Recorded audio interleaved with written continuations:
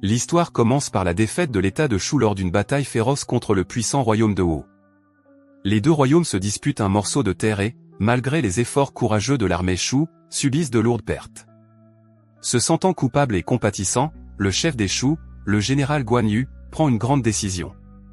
Il laisse ses soldats fatigués rentrer chez eux, mais, étonnamment, les soldats développent une forte loyauté envers leur chef.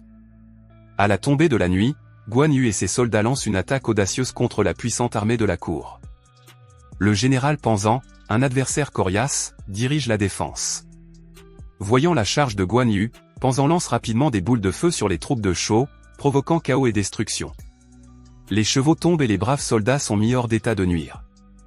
À ce moment critique, Guan Yu prend une décision cruciale. Certains de ses soldats descendent de cheval et forment un bouclier pour protéger leurs camarades. Malgré le danger, l'armée de Shu parvient à bloquer les boules de feu, ruinant les plans de Panzan. Furieux, le général du cortège convoque d'autres troupes, désireuses d'anéantir Guan Yu et ses valeureux guerriers.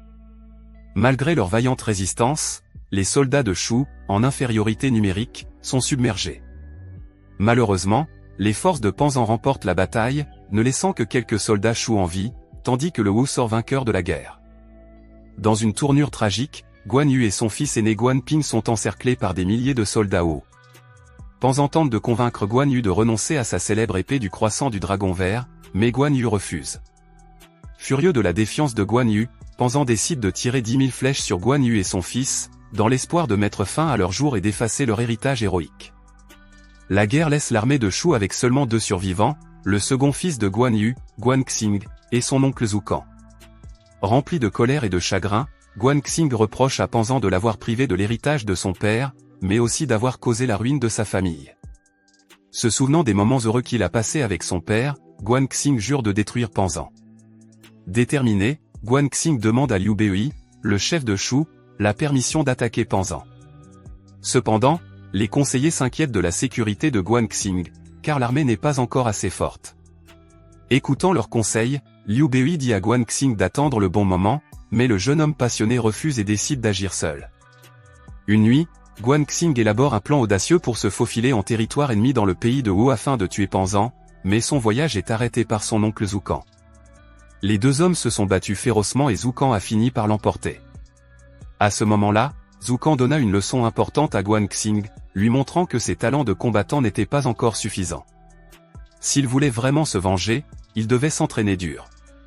Suivant les conseils de son oncle, Guan Xing commença un entraînement intensif. Bien qu'il se concentre sur l'entraînement, Guan Xing reste très émotif. Lorsqu'il était ivre, il provoquait des troubles et ralliait les villageois autour de lui. Secrètement, il avait un autre motif, il créait une carte détaillée et cherchait à obtenir l'aide de quelqu'un qui connaissait les plans du village de Yingwater. Cette région pourrait être le champ de bataille clé de sa première attaque pour venger son père et son frère. Pendant ce temps, Panzan s'entraînait durement avec la légendaire épée faux de Guan Yu. Son entraînement fut interrompu lorsque son assistant Liu Mao lui apporta des nouvelles alarmantes. Shu rassemblait ses forces et se préparait à attaquer. Quelques jours plus tard, Guan Xing tenta de rencontrer Liu Bei pour lui faire part de ses projets, mais les gardes l'en empêchèrent.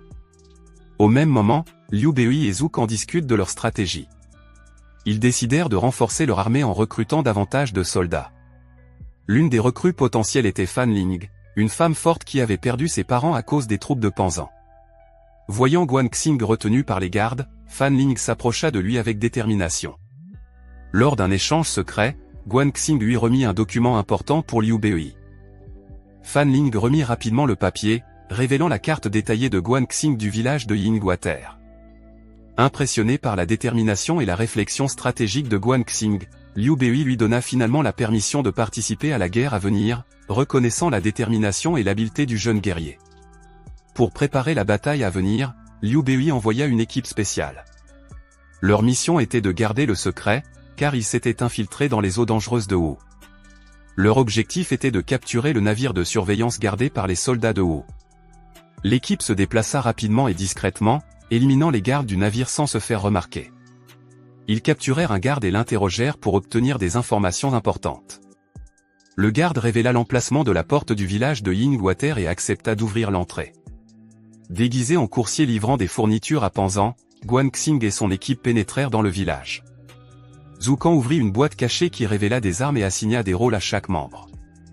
Cependant, il ne savait pas que Panzan était déjà au courant de leur présence. Les espions de l'armée de Shu les avaient trahis en informant Panzan du plan de Guanxing. Fort de cette information, Panzan pensait pouvoir vaincre à nouveau les forces de Shu. Au cours de leur mission, Guanxing et Fan Ling découvrirent un tunnel secret qui pouvait servir d'entrée cachée, mais ils durent attendre la tombée de la nuit pour l'emprunter. En attendant, Guanxing et son équipe se reposèrent. Pendant cette pause, Guanxing remarqua une cicatrice dans le dos de Fan Ling, souvenir d'un coup d'épée subi dans son enfance. Il la rassura gentiment en lui disant qu'il gagnerait la bataille à venir. À la tombée de la nuit, Guanxing et son équipe commencèrent leur opération. Ensemble, les 4 guerriers pénétrèrent dans le tunnel que Guanxing avait repéré. Ils étaient loin de se douter que ce tunnel menait à une grotte cachée où étaient fabriquées des armes dangereuses capables de provoquer des destructions massives. Dans la grotte obscure, Guanxing et son équipe de braves attaquèrent les guerriers forts. Fan Ling activa habilement un piège, donnant aux troupes une chance d'entrer dans le village de Yingwater. Guanxing enferma ses 3 compagnons à l'intérieur de la grotte, décidant d'affronter Panzan seul pour les protéger. Déguisé en soldat de première ligne, Guanxing avança, déterminé à affronter son ennemi. Mais Lu Mao, qui se méfiait de Guanxing, commença à douter de ses intentions. Guanxing se rendit compte qu'il était tombé dans un piège. Il devient évident que Panzan l'attendait depuis le début. Au lieu de le tuer, le général Panzan ordonne à ses hommes d'emprisonner Guanxing et de l'enfermer dans une cellule froide et isolée. Dans sa cellule obscure, Guanxing se réveille et se retrouve piégé comme un animal en cage. L'espoir apparaît lorsqu'un autre prisonnier, un simple villageois possédant d'importantes connaissances sur le village d'eau, s'approche de lui. Guanxing réfléchit immédiatement à un moyen de s'échapper. Il décide de mentir au villageois en prétendant qu'il a des informations importantes sur l'armée Shu à partager. Pendant ce temps, ses amis ont réussi à s'échapper de la dangereuse grotte. Ils recherchent d'urgence leur ami Guanxing, qui a été capturé. Dans le chaos, ils se battent courageusement contre les soldats de Panzan en n'utilisant que des bâtons de torche. Au bout d'un certain temps, ils retrouvent Guanxing et unissent à nouveau leurs forces. Après la bataille, Guanxing révèle une terrible vérité. Panzan a découvert leur plan, mettant l'armée Shu en grand danger. Mais avant que Guanxing ne puisse avertir les troupes, Panzan apparaît soudainement. Dans un acte d'altruisme, Zhou Kan décide d'affronter Panzan seul en disant à Guanxing de prévenir ses soldats. Malheureusement, Zhou Kan est submergé et meurt de plusieurs coups de lance. Dans la grotte, Guanxing se débat dans un terrain difficile, cherchant désespérément une issue. Peu après, Guanxing trouve une solution possible, un plan pour faire exploser le mur de la grotte et créer un chemin direct vers le village d'eau. Avec un espoir renouvelé, il se prépare à la bataille à venir. Enfin, la guerre commence avec une force explosive. Panzan mène ses troupes, lançant des boules de feu qui embrasent les navires. Mais une chose inattendue se produit, les forces de Shu restent silencieuses et ne réagissent pas. À l'insu de Panzan, Guanxing avait changé leur plan plus tôt. Il suggère que toutes les troupes quittent leur navire et pénètrent dans la grotte, prêtes pour une attaque surprise. Cette initiative inattendue perturbe Panzan, qui se rend compte qu'il est tombé dans un piège bien préparé. Désespéré, il envoie de nombreux soldats dans le tunnel pour arrêter l'ennemi. Dans le feu de l'action, Guanxing et Lu Mao s'affrontent, leurs troupes se disputant le contrôle. Le piège habile de Guanxing cause de lourdes pertes aux soldats de Panzan. Avec une grande détermination, Guanxing franchit la dernière défense où se cache Panzan. Panzan, refusant de perdre, tente de guider Guanxing à travers les épais buissons, espérant utiliser le terrain difficile à son avantage.